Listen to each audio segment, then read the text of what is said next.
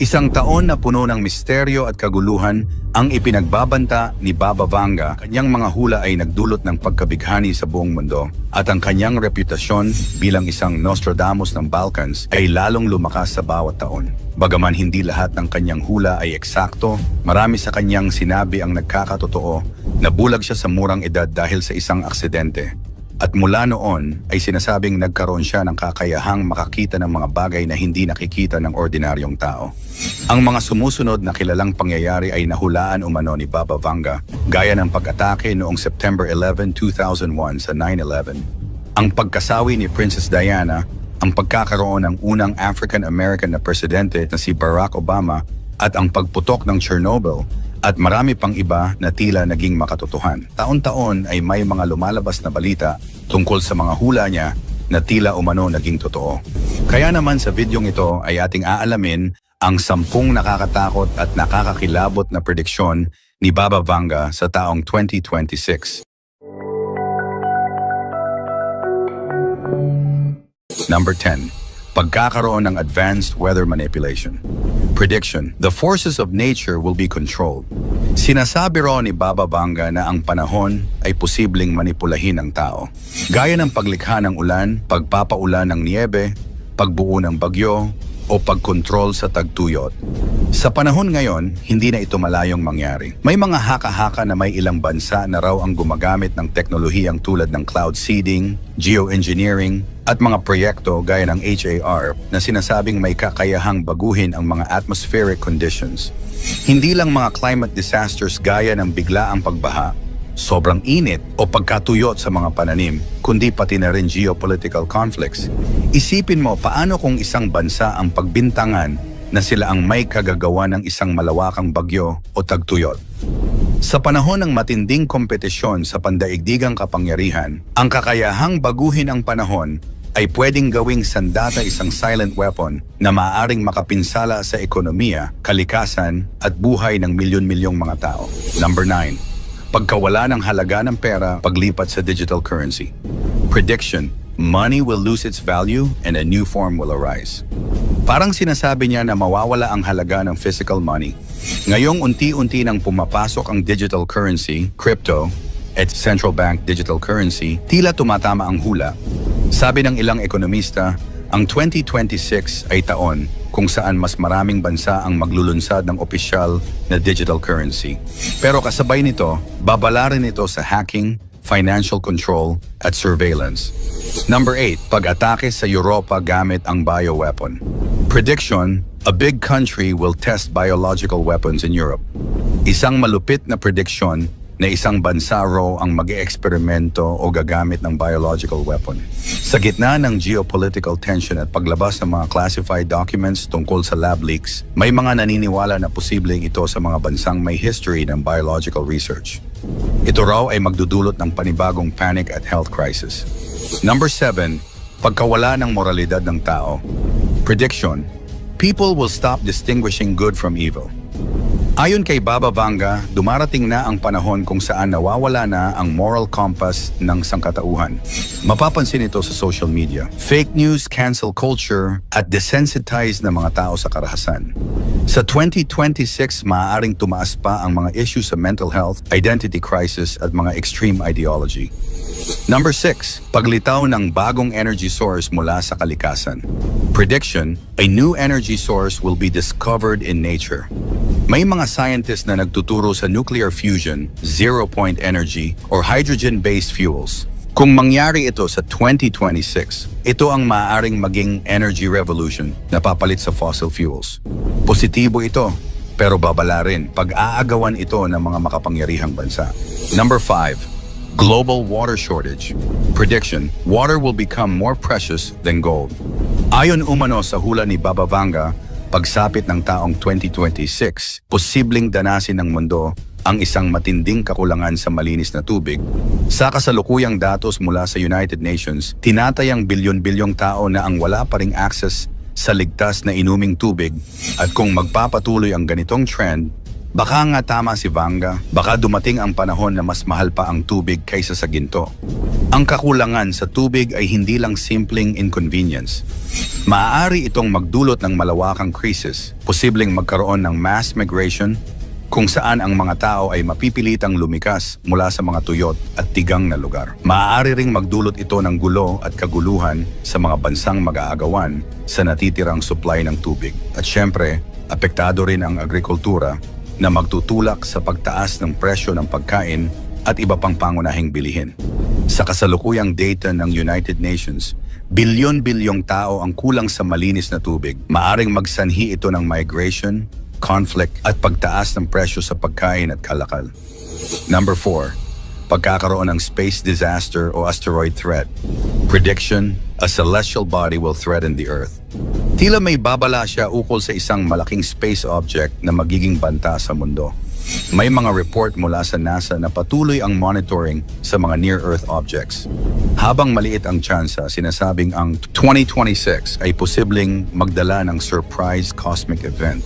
Number 3, pagtaas ng artificial na pagkabuntis at genetic engineering. Prediction, humans will be grown in labs. Ayon sa hula, magiging normal na raw ang mga lab-grown babies o artificial wombs. Ngayon pa lang may mga bansa na nagsasagawa ng ganitong research sa 2026. Posibleng ito'y maging legal at laganap. Babala, maganda man ito para sa infertile couples, pero moral at ethical issue ang kaakibat. Number 2, paglabas ng bagong virus mula sa yelo. Prediction, ancient virus will emerge from the ice. Ayon umano kay Baba Vanga, isang sinaunang virus ang muling lalabas mula sa yelo. Isang invisible threat na matagal nang natutulog sa ilalim ng permafrost. Dahil sa global warming, unti-unting natutunaw ang Arctic at mga nagyayelong bahagi ng mundo. At kasabay nito, may posibilidad na magising muli ang mga ancient viruses na libu-libong taon nang nakakulong sa yelo. Hindi ito malayong mangyari dahil ayon sa mga scientifico, may mga na-recover na silang prehistoric bacteria and virus mula sa mga samples ng permafrost. At ang ilan dito ay buhay pa rin. Ibig sabihin, may basehan ang takot na baka may virus na biglang sumulpot, hindi pa kilala, walang lunas, at posibleng mas mapanganib pa kaysa sa mga naranasan natin gaya ng COVID-19. Kung mangyari ito, posibleng magdulot ito ng panibagong global health crisis at sa sobrang advanced na ng mga ancient pathogens na ito, baka hindi agad kayanin ng modernong medisina. At ang number 1, pagbabago sa kamalayan ng tao. Prediction, there will be a shift in human consciousness. Sinasabi ni Baba Vanga na darating ang panahon na magbabago ang pananaw at damdamin ng sangkatauhan parang spiritual awakening. Matapos ang lahat ng krisis, ang pandemya, digmaan, economic crisis, posibleng ang 2026 ay simula ng bagong uri ng pag-iisip. Mas makatao, mas konektado sa kalikasan at mas malalim ang pagkaunawa sa layunin ng buhay. 10 nakakatakot na hula ni Nostradamus sa 2026 Part 2. Number 10, pagputok ng malaking bulkan sa Asia. Quatrain, a great fire shall awaken the mountains of the east. Si Nostradamus ay may binanggit tungkol sa isang malaking apoy na magmumula sa bulkan sa silangan. Maraming eksperto ang nag-uugnay nito sa posibilidad ng pagputok ng isang malaking bulkan sa Pacific Ring of Fire, posibleng sa Indonesia, Japan, o kahit sa Pilipinas. Kung mangyari ito, malaking epekto ang maidudulot nito sa maraming mga tao, apektado lahat ng ari-arian, kabuhayan at pagbabago ng klima at paglikas ng libu-libong tao. Number 9, pagbagsak ng pandaigdigang ekonomiya. Quatrain, riches shall fade like snow under the sun. Si Nostradamus ay may babala tungkol sa biglaang pagbagsak ng ekonomiya. Sa 2026, ilang mga eksperto ang naniniwala na posibleng mag-ugat ito sa utang ng malalaking bansa, digmaan, at climate disasters. Maaaring makita natin ang pagbagsak ng stock market, hyperinflation, at pagtaas ng presyo ng pagkain at langis. Number 8, matinding pagbabago sa klima. Quatrain, the earth shall burn at 45 degrees. Bagamat nabanggit na sa part 1 ng ating video ang climate crisis, sa part 2 mas matindi. Heat waves na magdudulot ng malawakang tagtuyot at dambuhalang baha sa ibang bahagi ng mundo na makapagpapasawi sa maraming may buhay at makakasira sa kabuhayan at kabahayan ng mga tao. 2026 daw ang isa sa mga taong pinakaapektado ng extreme weather events ayon sa ilang interpretasyon ng mga eksperto. Number 7. Pag-angat ng isang bagong leader. Quatrain, a young lion shall rise. May pahiwatig si Nostradamus tungkol sa paglitaw ng isang batang leader na magdadala ng malaking pagbabago, maaaring mabuti o masama. Hindi malinaw kung ito ay sa Asia, Europa o Amerika, pero madalas itong iugnay sa mga bansang may political crisis ngayon. Number 6. Pagkawasak ng isang malaking lungsod. Quatrain, the great city by the sea shall be consumed by fire. May mga interpretasyon na ang isang coastal city ang tatamaan ng sakuna, maaaring sunog, pagsabog o kombinasyon ng lindol at tsunami. Ang mga hula na ito ay madalas iniuugnay sa mga megacity tulad ng Tokyo, Los Angeles o Shanghai. Number 5. Pag-usbong ng mas matinding pandemya. Quatrain, near the gates of the new city shall be two scourges, bagong outbreak o mutated disease. Ayon sa World Health Organization, laging may posibilidad ng bagong pandemic kada ilang taon. Hindi imposibleng 2026 ay taon ng bagong health threat. Kaya sinasabing palakasin ang public health system at pag-iwas sa fake news. Bagamat marami ang nagsasabing tapos na ang pinakamalalang pandemya, may mga interpretasyon na 2026 ay daaring taon ng paglabas ng mas mabagsik na sakit. Hindi malinaw kung ito ay natural o gawa ng tao, pero nakalagay sa ilang pagsasalin na ito ay may kinalaman sa bagong lungsod o urban outbreak. Number 4. Pagbabago sa relihiyon at pananampalataya. Quatrain, the great church shall have a great schism. Ayon sa ilang tagapagsalin, 2026 ay maaaring magmarka ng malaking pagbabago sa relihiyon hati sa pananampalataya, paglakas ng mga bagong sekta, at panghihina ng ilang malalaking simbahan. Ito ay magdudulot ng pagkalito at pag-aalangan sa mga tao kung saan ba sila kakapit sa panahon ng kaguluhan. Ito daw ang babala ni Nostradamus sa pagdating ng isang mapanlinlang na leader, maaaring political, religious, or tech figure na magpapanggap na tagapagligtas. Pero sa likod nito ay kaguluhan, pananakop at digmaan. Napapanahon ito, lalo't maraming tao ngayon ang nawawalan ng pag-asa at pananampalataya at madaling madala sa fake news at mga ideolohiya. Number 3. Matinding away ng USA at China. Quatrain reference, the great eagle and the red dragon. Isa sa pinaka-pinag-uusapang prophecy ngayon ay ang paglala ng tension sa pagitan ng Amerika at China, lalo na sa South China Sea at Taiwan. Ayon sa interpretasyon, baaring hindi agad mauwi sa full-scale war, pero ang trade war, cyber attacks at military provocations ay mas magiging matindi pagdating ng 2026. Number 2. Pagbagsak ng isang malaking bansa. Quatrain reference, the great power shall fall. Ayon sa ilang interpretasyon, may posibilidad na isang superpower o kilalang bansa ang biglang guguho hindi lang ekonomiya, kundi pati impluensya sa buong mundo. Marami ang nag-iisip kung ito ba ay Russia, USA, o isang bansang nasa gitna ng malaking utang at kaguluhan.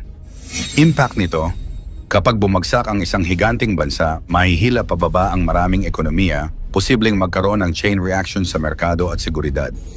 At ang ating number 1, posibleng pagsiklab ng World War III, o ang ikatlong digmaang pandaigdig. Quatrain, war shall begin between the two great powers. Isa sa pinaka-kinatatakutang hula ni Nostradamus ay ang posibilidad ng isang pandaigdigang digmaan. Isang napakalinaw na hula tungkol sa digmaan. Sinasabing hindi ito short war, posibleng tumagal at maraming maaapektuhan. Maraming eksperto ang naniniwala na kung hindi pipigilan ang mga kasalukuyang tensyon sa Ukraine, Taiwan, Israel at mga bansa sa Middle East, maaaring humantong ito sa mas malaking conflict. Kaya kailangang palakasin ang diplomatikong relasyon ng mga bansa upang maiwasan ito. Bagamat hindi eksaktong binanggit ang PETSA, may mga tagasali ng kanyang quatrains ang naniniwala na 2026 ang taon na maaaring maging simula ng isang malawakang tunggalian.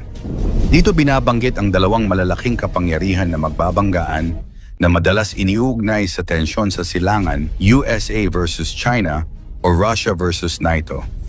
Bakit ito nakakakilabot? Kasi habang pinapanood natin ngayon ang mga nagaganap sa Europa at South China Sea, tila papunta ito sa isang malaking gulo. Nakakatakot ba? Oo!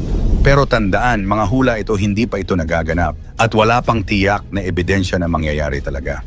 Kaya ang pinakamahalaga, maging handa tayo sa anumang sakuna, manatiling mapagmatsyag sa mga balita at sa Diyos lang maniwala. Mas marami ang tsamba at coincidence kaysa totoong propesiya. Muli mangyari man o hindi ang mga hulang ito, isa lang ang ating dapat paniwalaan, ang Diyos na makapangyarihan sa lahat. Ikaw, ano ang masasabi mo sa mga hulang ito? Magkatotoo kaya ito o isang huwad lamang na panghuhula? I-komento mo naman ito sa ibaba. Paki-like ang ating video, i-share mo na rin sa iba. Salamat at God bless.